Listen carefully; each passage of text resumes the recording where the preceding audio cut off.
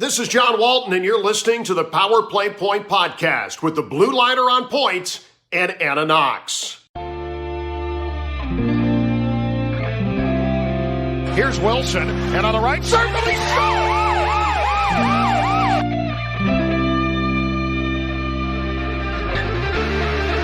Rebound loose, wild scramble in front, score! Ovechkin with a buzzer beater! It'll count!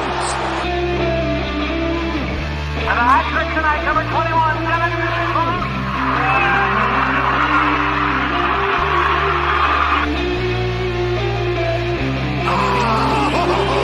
Spectacular! Braden Holtby! Hello and welcome once again to the Power Play Point podcast. You're speaking with well, you're not speaking. You're listening to the blue liner on point, live to tape from Glen Burnie, Maryland, the epicenter apparently of Verizon crapping all over itself, but more on that later. So it's another fun-filled week of recapping the Caps action on the ice. And with me to help me do it is our intrepid mermaid, the one and only Anna Knox, live to tape, also from Centerville, Virginia. Oh, Anna. Oh, yes. When you said Glen Burnie, and I thought you were going to say that you guys were becoming notorious for all the Bernie Sanders memes that we've seen. I've seen a couple Glen Burnie memes out there. Yeah. It was, you know what, it was funny the first couple of times. And now I'm just like, all right, I'm done. Can we move on to something else? But, please. It's everywhere. So, I mean, some of them, I have to admit, were seriously funny. But, a few of them are pretty funny, but yeah, it's already starting to get old. Yeah. So, but yeah, then the internet thing today was not cool. That got old like 10 seconds in. It did. Because there's nothing worse. Like I was saying to you before, we've got 24 kids online, and all of a sudden we all sound robotic, or it goes frozen, and then everybody has to tell us that we sound robotic or frozen or glitchy. Glitchy is the big 10-year-old word during virtual learning. Mrs. Knox, you're glitchy. Times 24. So that was how my day was. That's why I was like, oh boy, how was Gil's day? You how we're dealing with customer service. Yeah, I got through all of one call. Today was supposed to be my day off. Sometimes I fill in. I was doing a little bit of fill-in work. I got through all of one call, I got my client mostly taken care of, but yeah, when it's not fun about 10 minutes in when, you're just about finishing things up and then everything goes kaput. And yeah, if I sound like I'm in a bit of a rotten mood, that's why, because I don't like it. I'm used to solving problems. I don't like when things, something you're learning about me now. I don't like it when things get taken out of my hands. So you're a control freak. I wouldn't say that. I just, if I'm tasked with something, I like to be able to see it through to the end. I don't like, my ability to, do what I have to do taken away from me, and, my not being able to fix anything. I don't like that. So you're a control freak. You are. It's all good. I'm just like, whatever. We're just going to roll with it. See what happens. It's frustrating. Yeah, but some things are just out of your control, out of your hands. And, I think that's what some of us learned, especially last year. But who knows? It's all kinds of crazy. But hey, you know what I did yesterday? What did you do yesterday? I got my first vaccine. Yeah, I'm kind of jealous. I think I'm part of the group that's at the bottom of that list. But yeah, anybody that's going to be dealing with the public, obviously top of the list as far as getting vaccines. Yeah, It was So- crazy though, because we were, you had to sign up, and then like the Fairfax County, you have like whatever 60, 80,000 teachers or whatever, and it's like they totally crashed the site a couple weeks ago, and I'm like, well, I'm just gonna wait because my particular group wasn't due to go back until, well, it was supposed to be next week, and now it's pushed back.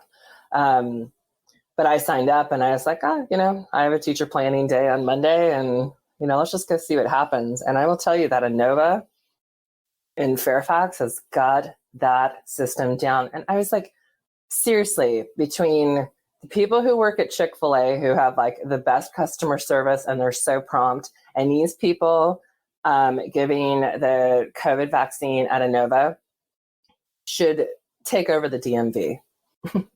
I mean, not the DMV, like the actual Department of Motor Vehicles, because there was no waiting. There were so many of us there, but it went so fast. They were so prepared. They were so on it. And I go back for my second one, I think on the 12th. Until they get your order wrong and they didn't put your pepper jack cheese on your chicken spicy sandwich. Yeah, but even if you went back, I've been to places where I'm just like, oh my God, I'm not going back because that person who rang up my order was a total jerk and they're going to spit in my sandwich. I feel like Chick-fil-A always redeems themselves, and they're always so polite. I don't know, you just can't go wrong. So, yeah, so that was my yesterday. It was good times. So, and now I understand that no one after yesterday, they shut down all the vaccines for teachers for who knows how long now. So I was one of the last people to get it, and everyone's like, well, I was supposed to get mine in a couple of days. I'm like, okay, I don't do the schedule. So don't get mad at me. But I do understand the second one, you do kind of feel like shit afterwards. So that's not going to be fun. Yeah, I heard about that. Not looking forward to that. Yeah, I don't like the flu. I don't like anything that makes me feel nauseous. Like that I don't do well with that. Not a fan. Nope. So yeah, that and sports. Yeah, speaking of COVID, yes, sir. Let's just get it out of the way. And since you and your cohorts on Sports of the Hill went streaking into Cap's details last night. Thanks for that setup, Robbie. Let's just get that out of the way. Yes, we know what happened. Obviously, the four Russians, Dmitry Orlov, Evgeny Kuznetsov, Captain Alex Ovechkin, and goalie Ilya Samsonov, all got caught violating the league's COVID protocol and were fraternizing in the same room, not 6 feet apart, after a game. I promised I wasn't going to go on a long-winded rant about this, but I will say this. I can see the point of view, and I'm going to mention a guy we ought to be mentioning more, and that's Grant Green, the Scottish Caps fan, host of the Capital Society Facebook page. Go give that a look, ladies and gents, if you have off time. Thank you. But he was of the opinion that, hey, isn't this kind of hypocritical, not to mention ridiculous, that these are men who breathe in each other's faces, hug each other after goals, sit in close quarters, not only on the ice, on the bench, and in the locker room, but several minutes alone in a hotel room, and they get smacked on the wee-wee with a big trouble and suspension, and not cool. And I can see that point of view. He's got a point.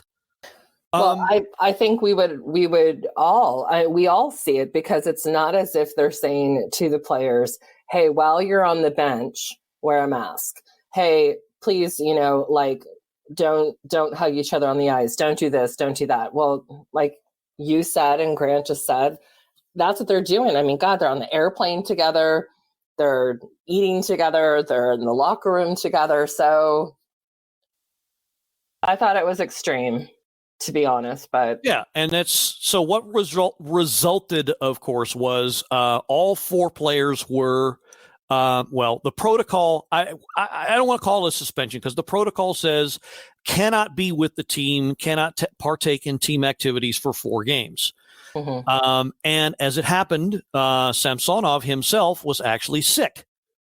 Was later diagnosed with COVID-19. So that in and of itself has repercussions of its own.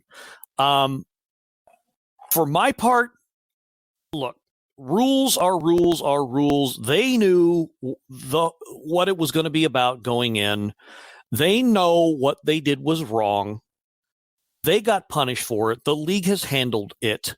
The thing of it is, this is not unprecedented. Other teams have been guilty of this violation. It's just the Caps have been the first to have been fined. Right. And speaking of fines, I would love to hear Ryan Fines has taken all this. Yeah. I think it just proves that as an athlete who is making a shit ton of money, you are not invisible. The rules apply to you as well, and you need to follow them. And I think, you and I both, was it extreme $100,000? That's really nothing to the Capitals. Like, that's just nothing. The 4 games hurts. And I think, other teams are probably going to wake up and be like, oh, shit. But you have to abide by the rules. And unfortunately, I think what happened was we just got caught. Yeah, I have absolutely no argument with that part. Again, they knew what they were doing was wrong.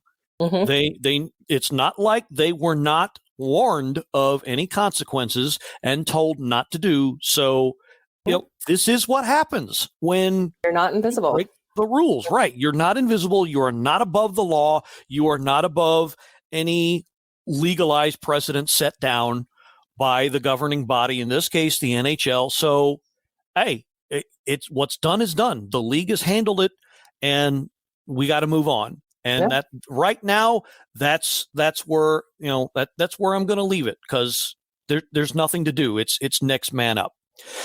So with that out of the way, let's get on to the actual action on the ice. 3 games when we last left you. Of course, this we're recording Tuesday evening, just before Tuesday evening on the January the 26th. Thank you, Nick Dowd Day. More on him later. So in about a few hours, it's going to be a 7:00 puck drop at Capital One against the Islanders. But there were 3 games before that, starting with 1 week ago. The last road game before this homestand against Pittsburgh again. And that resulted in a 5-4 OT loss for the good guys. Brief rundown, brief as we can make it, with 9 goals. Lars Eller opened the scoring with his first, assisted by Oshie and Panik at 4:55 on a wrister. Colton Sevier tied it up about almost exactly 12 minutes later. And then, how I love when this happens, because it lets me display one of my favorite sayings.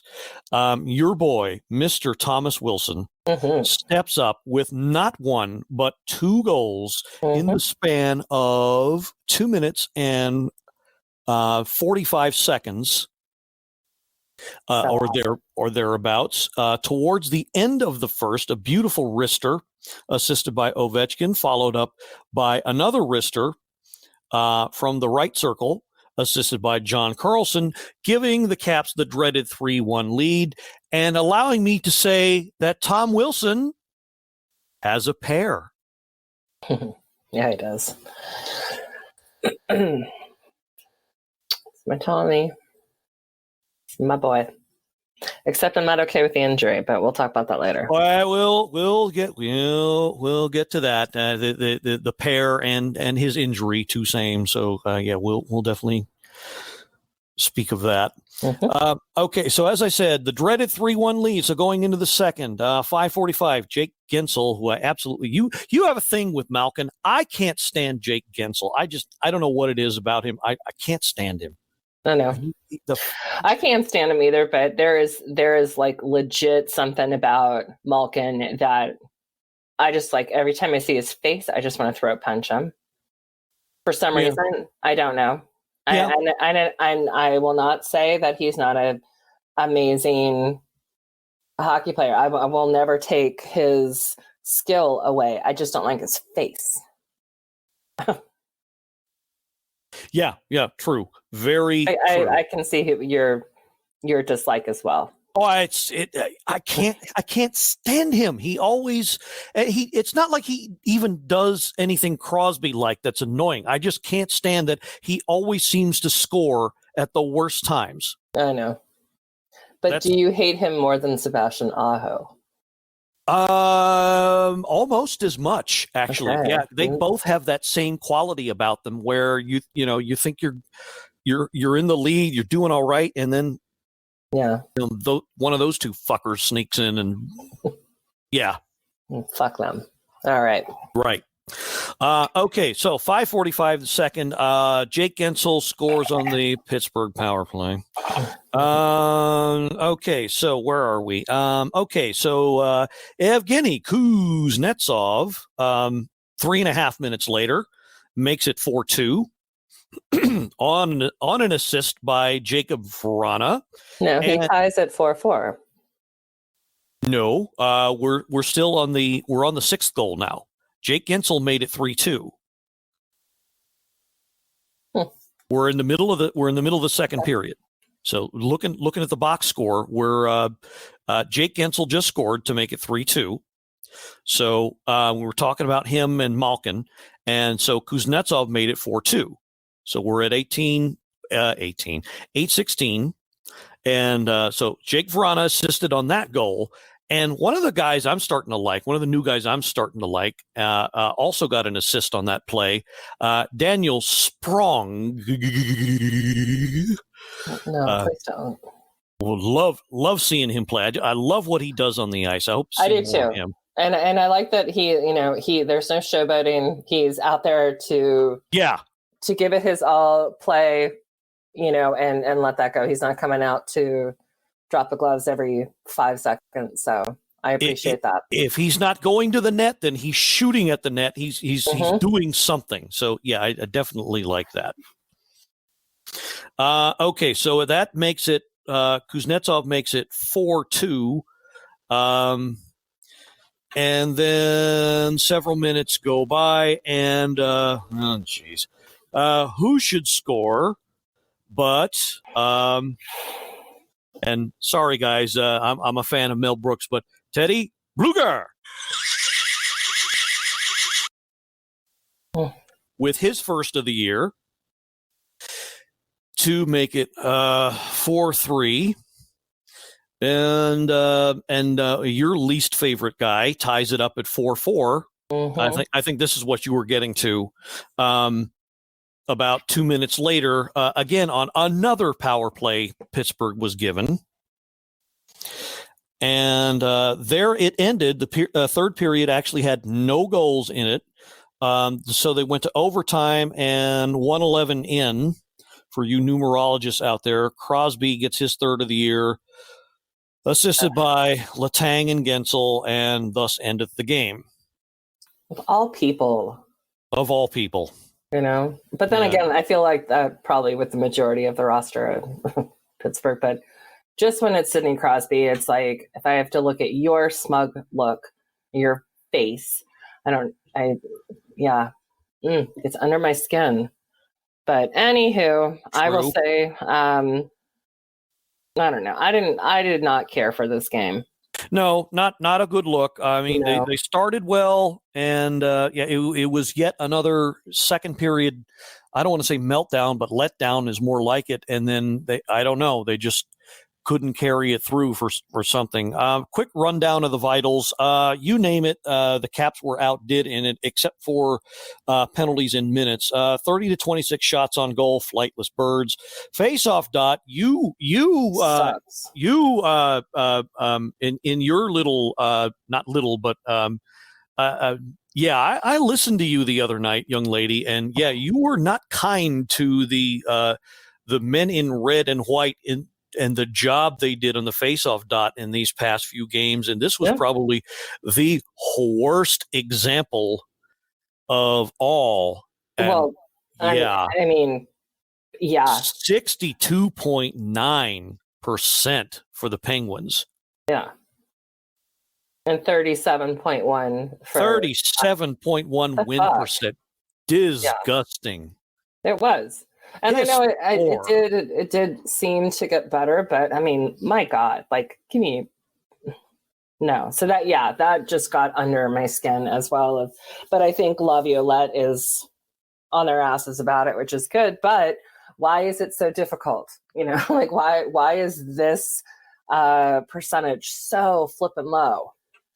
Yeah, and we might get into a debate on this later, but face-off is one of those bones of contention for stat geeks, especially advanced stat geeks who that some say it's very important, some say it's not as important. Mm-hmm. We'll as the season progresses, we'll get into something more of a talk like that when it becomes necessary. But the season, like a 2-year-old bottle of scotch, is still young. So there'll be time enough for counting when the deal is done. Power play. 0 for 2 for the Caps. Caps surrendered 3 shorthanded chances to the Penguins. They capitalized on 2. They can't do that. Please don't do that. Okay. So here's the one part of the game they were really into. Hits. 54 for the Caps, 37 for the Penguins. That's great, but I want a little bit more than hitting. I want responsible play, and not what I saw. Right. So if you look at the shots on goal, they are also pretty telling. The law of diminishing returns, 11-5 edge for the Caps first period, and then it went off a cliff, 7-10, and then 7-12, and then just one shot in the OT period. Well, you know what's going to happen if that happens, and what happened. Okay. Yeah, not really worth going over anything else. So thus end of the game. You all saw it. All right. So moving on to the first in the homestand. This was this past Friday against, guess who? The Buffalo Sabres again. Again. Hello, people. Hello, Newman. Yeah. Teppo Newman once played for them. That's why I thought of that. Anyway, showing my age. Okay, let's just get to the rundown. Eric Bathroom Stahl opened the scoring, 12:33 in the first with a wrister, assisted by Victor Olofsson. Olofsson's fellow countryman Nicholas Backstrom tied it up 4 minutes later with a backhand. His third of the year, Tommy Wilson assisting, also Brendan Dillon. Okay, so then next up, Caps take a 2-1 lead on a beautiful shot by Nick Dowd, his second of the year, actually. And Vrana and Carlson assisting on that. That was the good from Nick Dowd. The rest of it, not so good. We'll get to that in a minute. Yep. Not so good. All right. And let's see. Cousins for the Sabres ties it up 6 minutes later, making it 2-2. Jacob Vrana with his third, assisted by Zdeno Chara, his first point as a Washington Capital. With the primary. Can we just talk about the dad hug? You guys talk about it on the Sports on the Hill, and we'll spend a minute on it. Why not? Why not? So flippin' cute. And I know nobody probably wants to hear that, but it was like He's so he's so Well, if tall. you looked at him closely, I think you could hear him mouth the words "Bring it in, guys," or He maybe did. "Bring it in, kids." Yeah, Or, and that's why we're like, look at that. But the best picture, and I don't know if you saw the one, because it was like all of them, but it was like Jacob Brana, like, hey guys, like, wait for me, and it's like, oh my god. So it was a very cool moment to see, and definitely he got my respect on that one. Yeah, great to see Zdeno. Well, I mean, he's obviously part of the team, but get on the score sheet as part of the team, and pretty much hard work that led to that goal. Great to see all around, and of course the dad hug and all that, and yeah, it was cute. So okay, we were thinking maybe that would be enough, but no.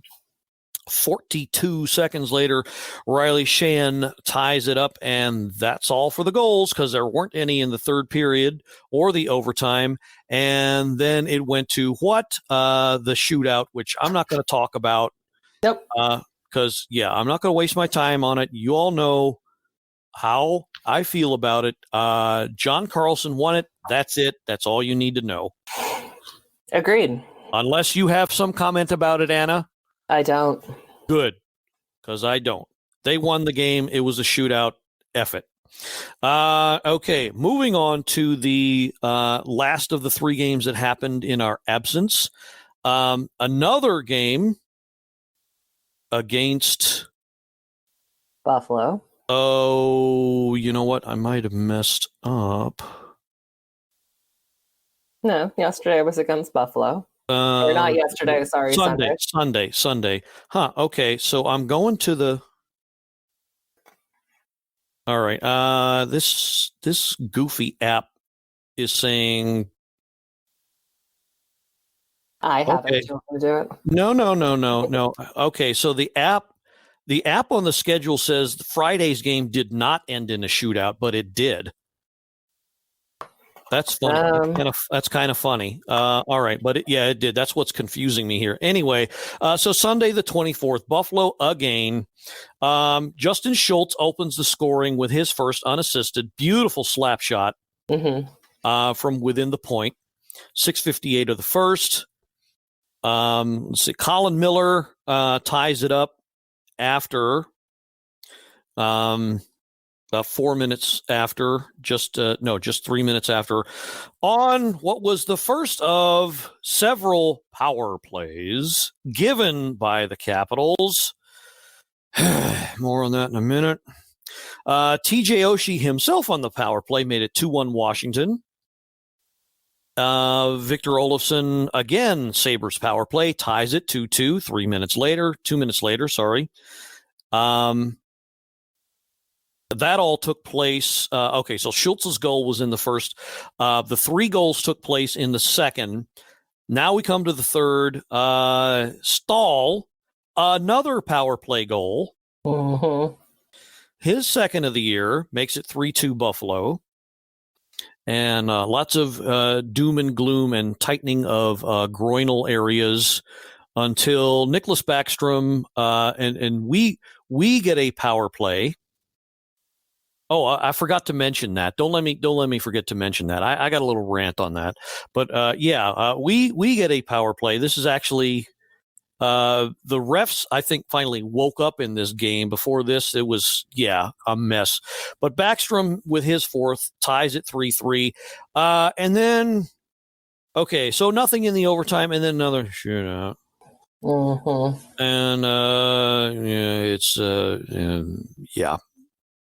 And well, Caps didn't win that one. We'll just leave it at that. However, their face-off percentage was rocking it. Well, right. Before we get to the vitals, I just want to get something out of the way here. So not counting this game, but the Caps had played three games prior to that with Buffalo. Okay. And in all three of those games, Okay, so all right. So I see in the third game there was a coincidental minor. So it's not like, okay, so it's partially wrong. It's not like Buffalo never got a penalty, but the Caps did not okay, so you're telling me in 180 minutes of hockey plus, you could not find any infraction to call on one team that gives the other team a power play? 179 minutes it took these refs to find an infraction to put the Caps on the power play, because the Caps did not get a power play until 1950 of the third period of the third game. Right. I got 2 words to describe that officiating. Piss fucking poor. You're telling me 3 words, but there was no stick in front. Don't. This kind of a thing. Yeah. Anyway, this is, they didn't see Jacob Vrana and TJ Oshie take sticks to the faces. They didn't see Tom Wilson get leg whipped. They didn't see a bunch of other horse shit that went on. Are you kidding me? 179 minutes plus of hockey before they get a power play. Are you effing kidding me? Come on, man. If we can expect 50 plus games of this crap officiating for the rest of the season plus playoffs, come on. Somebody's got to fix something here. I mean, get these people to America's Best or something. Get them fitted for glasses, something. I don't know. I don't care. Fix the problem. Sorry, rant over. Okay. All right. So, quick, as we can, rundown of the vitals. As Anna said, a little bit better in the faceoff dot, 40% win percentage for this game anyway. Shots on goal, 32-27 Caps. And like I said, they only got the 1 power play, surrendered 2 chances, but PK shut them down both times, so that was good. Kind of milk toasty game as far as hits, 24-20 Caps. A lot of block shots.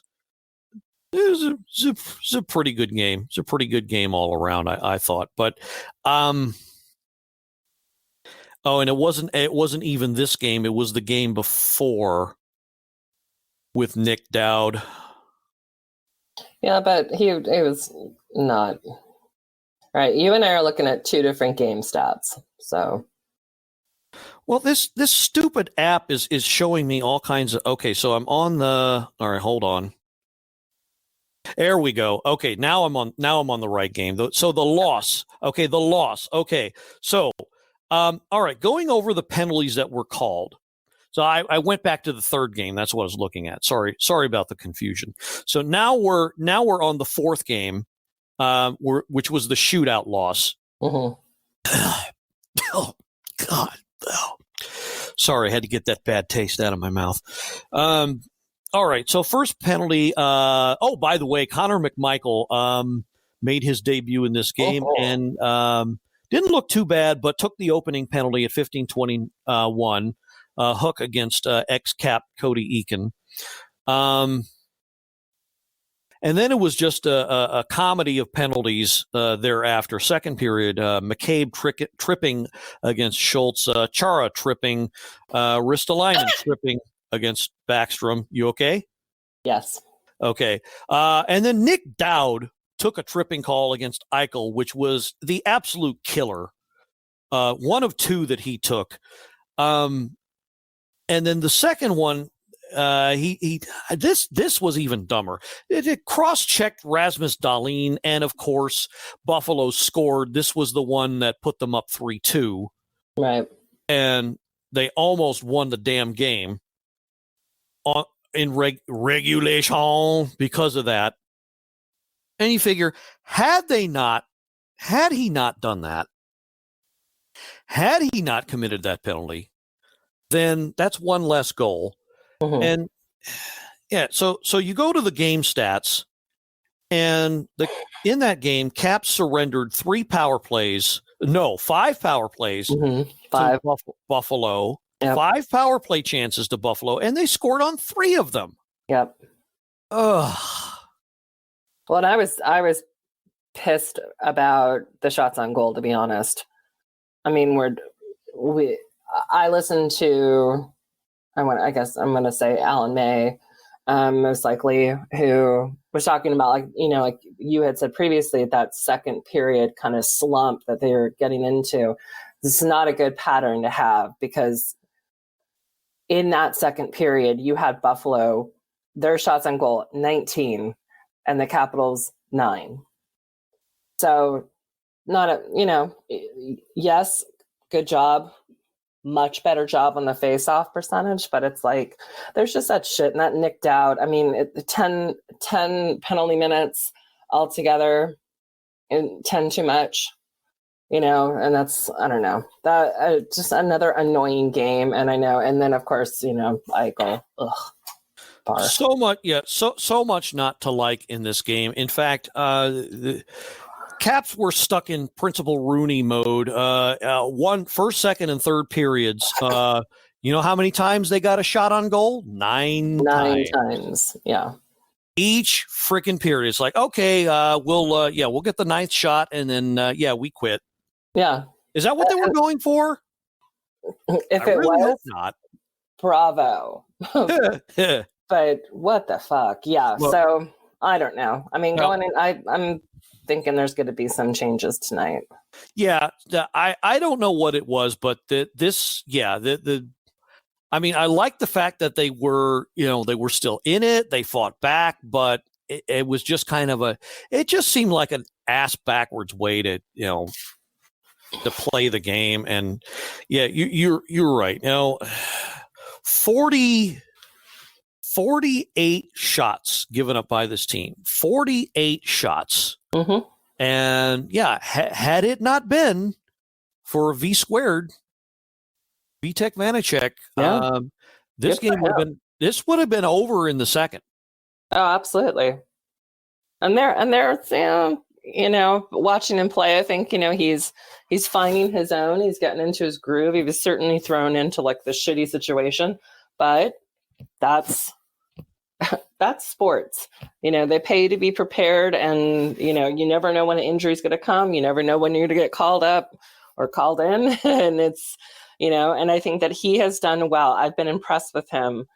And God, if you look at how he's been playing, it's, there's been way too many overtime and shootouts. He's got to be exhausted. Oh, he's gonna work out for sure. But yeah, one thing he's got in his favor that I think he does better than the rest of the goalies on the team. I'm gonna throw out a phrase here, and you fans of the show, keep a close eye on whoever is in net. But here's the phrase I want you to keep in mind: economy of motion. Watch the next time Samsonov takes the net. Watch him, how he squares himself to the shooter, how he plays the puck, how he plays rebounds, tries to control the rebounds. And then watch Vanacek by comparison, or even Anderson, if assuming he ever gets a start. Uh-huh. Compare the way they move, especially while they're in the crease. And you'll know what I'm talking about. You'll see it for yourself. I think that's why you'll see for yourself, but I think that's why Vanacek eventually will have an edge going down the road. Mm-hmm. I really think he's coming into his own. Bruce Boudreau in one of the pre-games said, "Hey, look, this is his time to shine. He knows it. He's going to take advantage of it, and this is a good time for him to start coming into his own." And I really think he's taken that to heart. So, but again, watch these three, watch how they play, watch how they move, especially when it comes to how they actually play in front of the net. And you'll see what I mean. And that's all I'm going to say about that, because I think the action will speak for itself. Okay. So continuing to speak of the goaltending, though, something else I want to mention. I think we were all apprehensive about because we were all thinking, so Lundqvist is going to be the mentor, and he's going to get maybe we didn't know how long the season would be, but he's going to get maybe 20 to 40% of the games, and Samsonov is just going to have to figure out how to play more than half the games, which he's never done before. And so we were like, okay, so maybe a one and a backup. And then, unfortunately, Lundqvist, and thank goodness his surgery was successful, had to sit out due to his heart condition.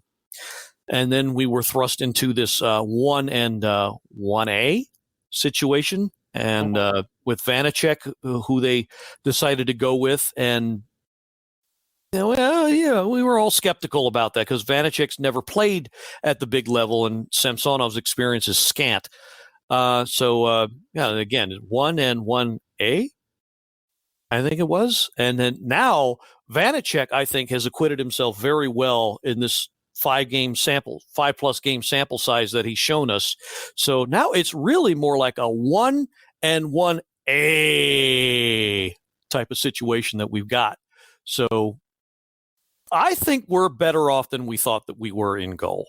I think so too. And we'll give Craig Anderson an opportunity. I don't know. We said last night on Sports on the Hill that I think we're going to see him possibly in one of these Islander games.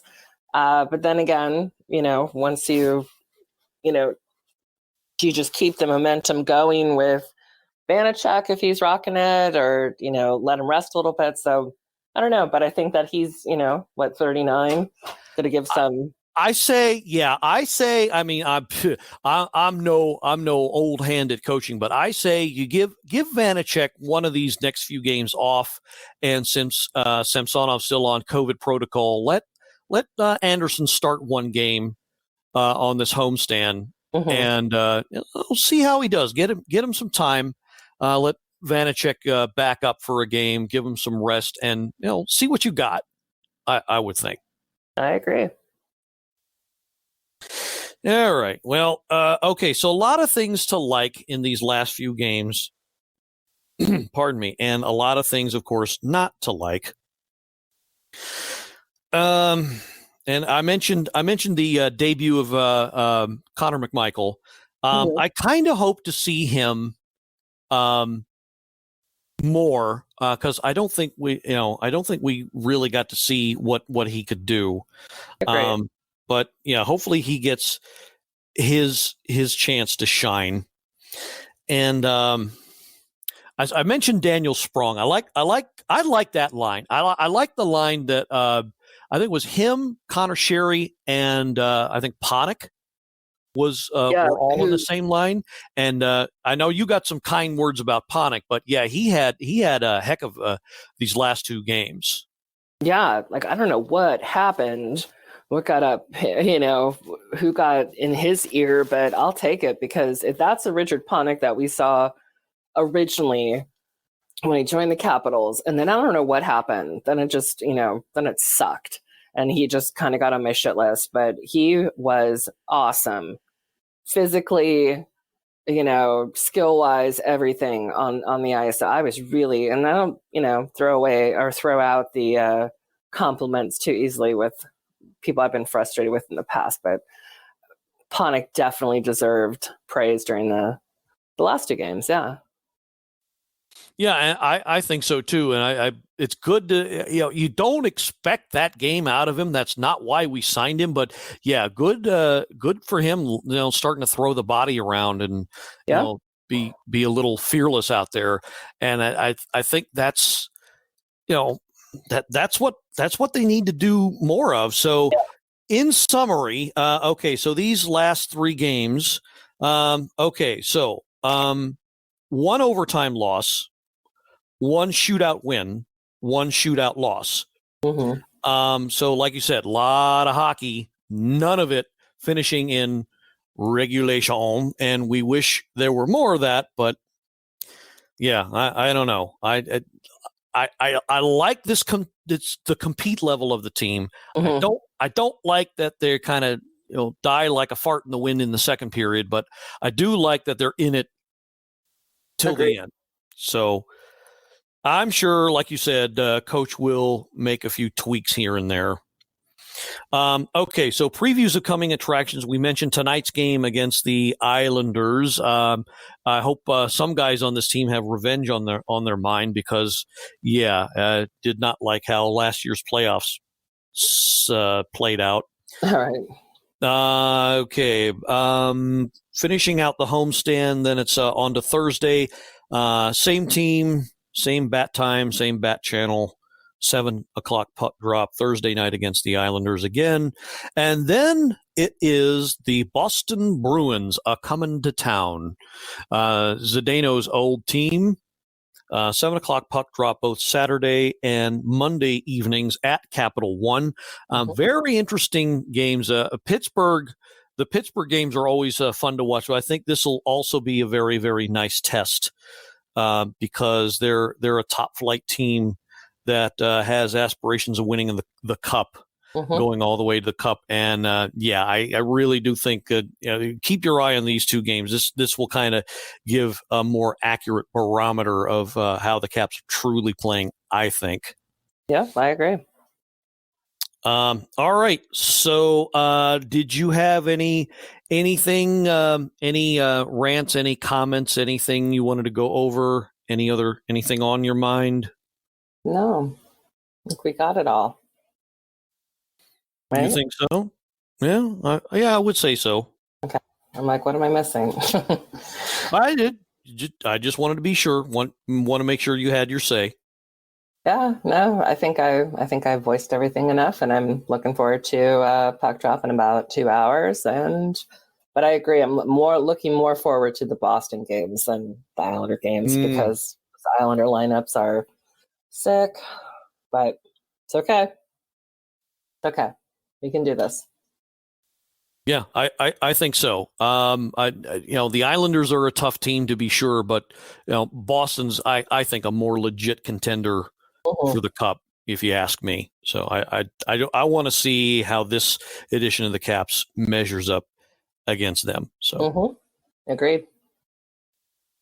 Okay. So with that, I just wanted to throw out, we mentioned them before, Sports on the Hill. You can't get enough of Anna on this show. Make sure you listen to Sports on the Hill podcast every Monday evening. Whether it's 9 o'clock start time for you guys now? Yes. I'm going to have to find a way to be more awake since it's on camera. But yeah. Yes, 9 o'clock every Monday. 9 o'clock every Monday evening on Facebook Live and the True Radio Network. Wanted to give an extra special shout out to those guys. Of course, hosted by Carol Porter III and Robbie Gross, with Anna on for Caps Talk, usually the first segment of the show. Thank you guys so much for repping the show. Of course, they got our flaming Power Play Podcast logo donated by Mr. Ian Knox himself. Thank you, sir. The button to link from the Sports on the Hill page that links to the latest episodes of our show. So do please give them a listen if you give us a listen, and vice versa. Thank you all for listening. Either way, you on the other side of the earbuds, the speakers, and what have you. And so we'll wrap it up for another episode of the Power Play Point podcast. So for Anna Knox, this is the Blue Liner on Point, reminding you that I would call a sleepy relative a napkin.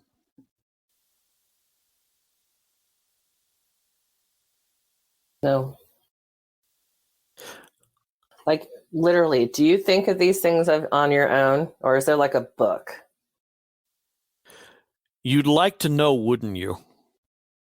I don't know, because then I'm like, who's buying this book other than you? And other people who like bad dad jokes or whatever. That's for me to know and you to find out. Oh, I'm going to lose sleep over it now. Hallelujah, and let's go Caps. Go Caps. This has been another episode of the Power Play Point Podcast. All episodes are available from Apple Podcasts, the Podbean app, blueliner77.podbean.com, and now available from Stitcher. Music by Joe McAllister, voiceover by Jeffrey Conkle.